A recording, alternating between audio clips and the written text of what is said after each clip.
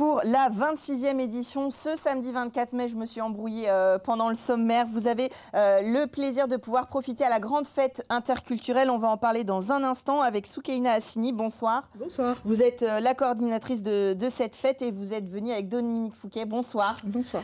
Bénévole qui participe à cette grande fête. On va en parler dans un instant. Mais avant, je me tourne vers Roger Pierriot. Bonsoir. Bonsoir Chloé. Maire adjoint à la culture de Séranfoul-Tourte et vous êtes venu avec François Bruer. Bonsoir. Bonsoir. Peintre officiel des 24 heures du Mans. Voilà, ça c'est fait. Je n'avais pas encore coché cette case en tant que présentatrice de Culturel. Alors Roger Pierriot, je dis vous êtes venu avec puisque c'est parce que vous exposez François Bruer à Séranfoul-Tourte à l'espace Gérard Véron jusqu'au 18 juin prochain. Vous avez eu envie de prendre un petit bout des 24 heures chez vous ? Ah ben je pense que comme le dit d'ailleurs François, tous les Sartois sont un petit peu piqués aux 24 heures et on arrive en cette période à peu près 24 heures, mais comme on exposera aussi pendant les 24 heures, on se devait de faire une exposition sur ce thème. Quand on a un peintre de ce talent pour nous présenter, c'est là, bon, je lui ai demandé, il a eu la gentillesse et il nous a fait l'honneur d'accepter de mettre son travail chez nous. Pour nous, c'est vraiment une... Et en même temps, c'est une récompense du travail que l'on fait. Mais merci beaucoup, François, d'avoir accepté d'accrocher tes œuvres chez nous. Et comme on peut voir, de qualité, de très très grande qualité. Alors justement, François Bruer, ça veut dire quoi, peintre officiel des 24 heures ? Ça ne veut pas dire grand-chose. Ça veut dire simplement que comme beaucoup de Sartois, je suis passionné d'automobile. Je vis, je rêve automobile et je consacre depuis près de 40 ans maintenant toute mon activité à peindre ce qui nous fait rêver. Alors après, vous êtes adoubé par la CO quand même, on vous retrouve sur le circuit, sur les différentes manifestations. Ça, je ne sais pas si c'est un privilège, parce que c'est grâce à votre travail, mais vous avez une relation privilégiée aussi avec l'image du circuit. J'ai vraiment une chance extraordinaire, puisque je suis peintre officiel licencié depuis 1996. Et depuis cette date, évidemment, pour tous les grands événements, j'installe ma galerie d'art sur le circuit. Et là, j'ai la joie de présenter cette année près de 200 tableaux, donc une belle exposition en perspective.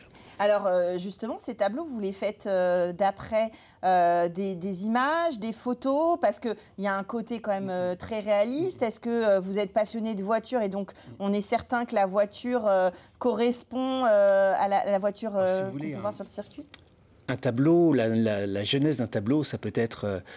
une marque qui fait rêver, ça peut être un design, ça peut être une couleur, ça peut être un pilote, ça peut être un événement. Enfin, il y a de multiples raisons pour moi de m'intéresser à l'automobile, mais avant tout, en tant que peintre, ce qui m'intéresse, c'est de poser une lumière, de jouer avec les reflets, les transparences, etc. Et c'est ce qui m'anime. C'est un beau terrain de jeu, les 24 heures, parce qu'il y en a de la lumière, il y en a de l'ambiance, alors voilà, qu'on apprécie ou pas, mais en tout cas, c'est un regard aussi sur cette course mythique.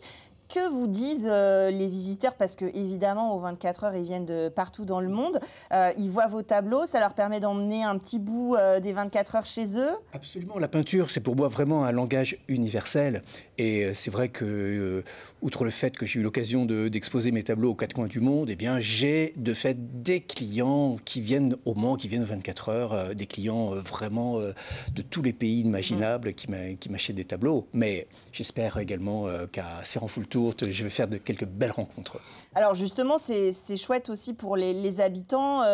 Tout le monde n'a pas le plaisir d'aller sur le circuit, de voir de près, même vos travaux. Il faut quand même accéder à ces tableaux. Là, c'est une manière de venir faire rêver jusqu'à votre commune. Tout à fait, tout à fait. Et puis on peut juger de la très grande qualité de travail. François est très modeste pour réaliser un tableau, c'est un mois de travail, c'est énorme, il n'a pas une production, voilà. Et donc pour nous, on entre dans l'objectif de nos expositions à Séranfoul-Tourte, c'est de proposer des choses différentes. Bien sûr. Et là, on colle à l'actualité en même temps, oui. Et avec de la qualité, toujours de la qualité. Oui, et puis d'ouvrir, de permettre aussi aux enfants, aux habitants, parce que l'espace Gérard Véron ne sert pas que aux expositions. Donc justement, vous allez aussi vers le public. C'est peut-être l'occasion, peut-être des gens auront en tête un de vos tableaux, parce que c'est vrai qu'on est sartois, on a déjà croisé vos œuvres d'une manière ou d'une autre. Mais là, de se dire, ah oui, ce sont des tableaux, qui est-ce qui les fait, de vous connaître et de connaître l'histoire aussi du peintre. Les enfants écarquillent leurs yeux. Les enfants fréquentent beaucoup. Hein, oui. C'est une galerie qui est beaucoup fréquentée par les gens de la commune et les enfants, entre autres. Mais on a déjà eu des ventes qui se sont faites. Le vernissage a été la semaine passée et on a déjà eu des ventes. On sent que les gens sont intéressés. Oui, il y a un accueil. C'est vrai que les enfants, alors pour la petite anecdote, moi en préparant cette émission, j'ai mes fils qui ont déjà réagi en voyant les voitures. Donc ça marche très bien. C'est jusqu'au 18 juin aux horaires d'ouverture de l'espace Gérard Véron. C'est gratuit. On peut aller à la rencontre de vos tableaux. Et François Bruère, on vous suit sur les réseaux sociaux et bien sûr, on peut vous retrouver sur le circuit. Bien entendu, puisque je viens de préparer une nouvelle série de tableaux avec toutes les hypercars, enfin toutes les voitures qui font rêver le plus grand nombre, et moi en premier. Et évidemment, je serai heureux de dévoiler ces nouvelles créations. Alors, on a hâte de découvrir ça. On arrive bientôt dans la saison, plus trop quelques semaines, quelques jours à attendre. Merci à tous les deux d'être venus nous présenter cette exposition. Sans transition, sinon peut-être les yeux écarquillés des enfants, pour la fête interculturelle, 26e édition déjà. 36e, pardon. 36e, ah oui, j'ai mal noté. Samedi 24 mai, ce samedi donc à la Plaine du Ronceret au Mans, cette grande fête, parce qu'on a déjà reçu des associations qui nous disent on sera à la fête interculturelle, etc. C'est un grand rendez-vous interculturel avec plein d'associations, plein d'activités. C'est ça. C'est le privilège de l'âge de la fête, c'est-à-dire que ça devient un rendez-vous qui est inscrit dans les agendas de plusieurs associations, plusieurs habitants, plusieurs habitués, quel que soit l'âge. Et du coup, de génération en génération, maintenant, on peut le dire, puisque 36 éditions, ça fait vraiment... on peut retrouver plusieurs générations d'historiques de la fête. Et du coup, voilà, c'est le moment de mettre à l'honneur toutes les belles énergies des quartiers sud. Alors justement, c'est aussi le moment de la rencontre, d'y aller dans ces quartiers sud si on n'y est pas tout le temps, ou de se retrouver entre associations, parce que c'est vrai que voilà, il y a plein de personnes qui se rencontrent aussi à ce moment-là, avec le fameux feu d'artifice à 22h30, mais avant, il s'en passe des choses, et tout ça, c'est construit avec les bénévoles. Dominique, c'est vraiment un travail de toutes les associations qui viennent, qui s'impliquent dans cette grande fête. Effectivement, moi je suis plus particulièrement sur le pôle famille avec l'accueil des enfants, des tout petits aux 11 ans. C'est ça, l'idée, c'est intéressant. Vous avez fait des pôles comme ça, alors plus pour les ados, plus pour les familles, les enfants. C'est-à-dire que, voilà, on vient en famille, on va pouvoir profiter de cette fête, évidemment de découvrir des choses, des associations, mais il y a vraiment des espaces qui sont pensés pour les différentes tranches d'âge. Oui, tout à fait. Moi, en l'occurrence, ce sera l'accueil des plus petits avec les jeux qui vont avec, pas la motricité. Oui, c'est ça, de penser dès le début. De la lecture, des coins pour qu'ils puissent se poser un petit peu. Pour passer toute l'après-midi jusqu'au soir, évidemment, il faut des points de repos un petit peu aussi pour recharger les batteries. Alors, évidemment, il y a de la gastronomie. On peut faire voyager nos papilles. Il y a de la danse, il y a de la musique. Il y a vraiment tout ce qui peut tourner autour de la culture et de la découverte. C'est ça. En fait, le but, c'est vraiment de réunir sur la même plaine tout ce qui peut faire la richesse à la fois des quartiers sud, mais aussi de ce qu'on propose au centre social des quartiers sud. Donc on accueille le public de 0 à pas d'âge. C'est-à-dire que, et c'est le reflet de ça sur la fête interculturelle. On a aussi bien pour les tout petits que pour les un peu plus grands, que pour les enfants qui sont venus peut-être avec leurs grands-parents qui veulent jouer ensemble, que les ados qui sont venus en groupe et qui veulent profiter d'une belle après-midi, les gens qui sont venus manger, les gens qui sont venus écouter de la musique. Donc on a vraiment de tout et c'est ce qu'on s'échine à faire chaque année et faire en sorte que toutes ces propositions existent encore et toujours, malgré les difficultés financières qu'on connaît du milieu associatif. Justement aussi de faire la lumière sur certaines associations avec un pôle sur les droits et les solidarités, ça aussi c'est très important. Malgré justement toutes les difficultés qu'on connaît, voilà, de aussi faire la lumière sur des sujets qui nous préoccupent aujourd'hui, toute culture confondue, et comment on peut être solidaires les uns les autres, ou apprendre peut-être déjà à se connaître.